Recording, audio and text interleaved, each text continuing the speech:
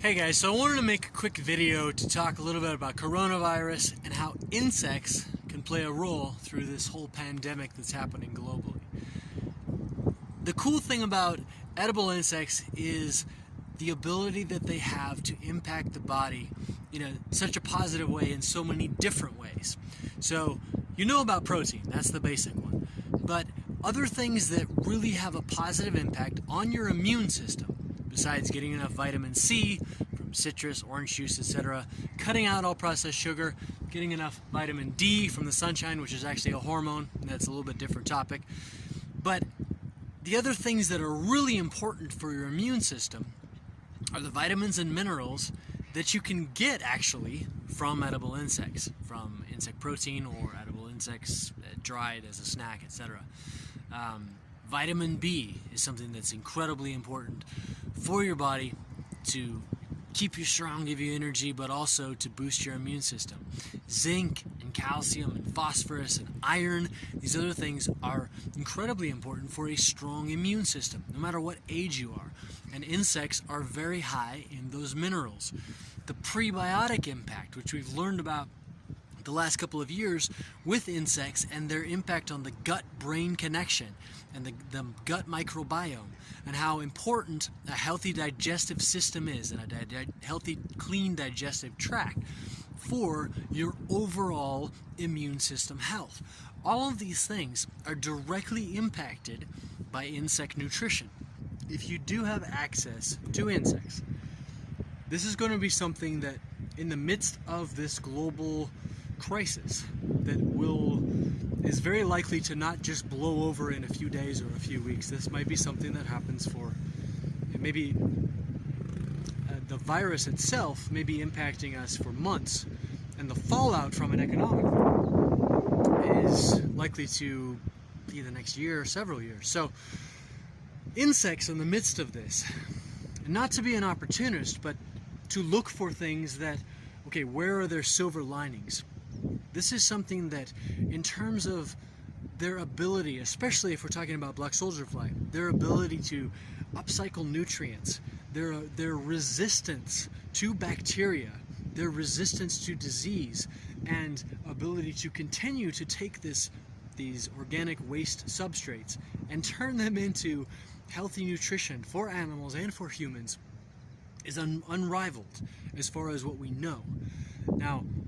I'm very optimistic about insects in general, and one of the things that's fascinated me the most is the potential that, because there's 2,000 types of insects that are eaten, and we're just mainly focused on a handful at this point, there's probably something out there, whether it's edible or not. There's like some fuzzy caterpillar, or there's some moth, and there's dust on its wings that we just don't know about yet, that can actually be farmed in a very sustainable manner, and that dust is like going to have some type of antiviral capability or nutrient that works with the body's immune system to fight this type of virus. The research that's happening, because what we do know is true, is the impact that insect nutrition has not only on our immune systems and on our body's growth and cellular health, but also on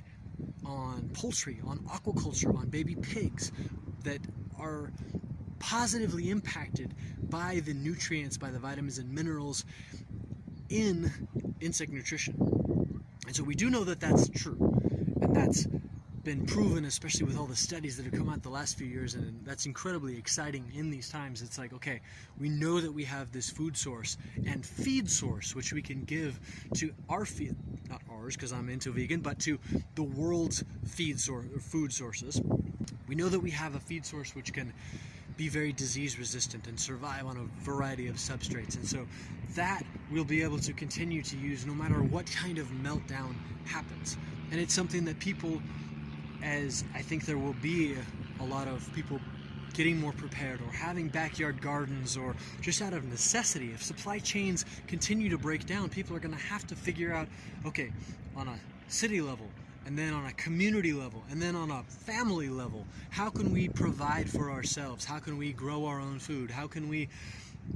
create this circular closed loop system where we are taking the organic food waste from things we don't need, and then we're upcycling that into insect nutrition, and then we're taking the frass from those insects and we're using it as fertilizer to grow those fruits and vegetables again, and it becomes this beautiful closed loop system. So those things, I think, have been spoken about, and now there's going to be a much deeper understanding of why this is actually important and why it's actually useful. Because in a situation like this, it's something that has always been talked about as sort of conspiracy theory and doomsday prepping, etc. But the reality is supply chains are breaking down. And as that happens, it's going to be much more difficult to get things like medication and even vitamins, and then eventually food. And when those things happen, it's best to be prepared. So whether that means stockpiling in terms of your nutrition, or whether that means figuring out how to farm things like black soldier fly and crickets and mealworms and other insects as well, even cockroaches, to be able to farm those at home or in your community, etc. So you have those sources of nutrition and vitamins and minerals and prebiotic health and all of those things that are going to be so vital in keeping a healthy immune system and staying strong in the midst of a pandemic.